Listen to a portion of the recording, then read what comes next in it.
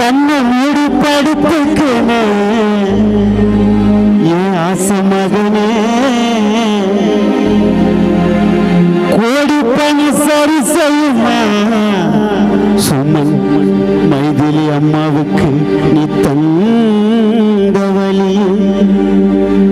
கண்ணை மூடி படுத்துக்கனே என் ஆசைக்குள்ள கண்ணை மூடி படுத்துக்கனே வீட்டு வாசல் வெளியே கோடி பணி சரி செய்யுமா குணாமாக்கு நீ தந்த வழி எப்படி எப்படி அம்மா உன்னை மறக்கும் உன்னை மறந்து எப்படி இருப்பேன் எப்படி சரவணன் அப்பா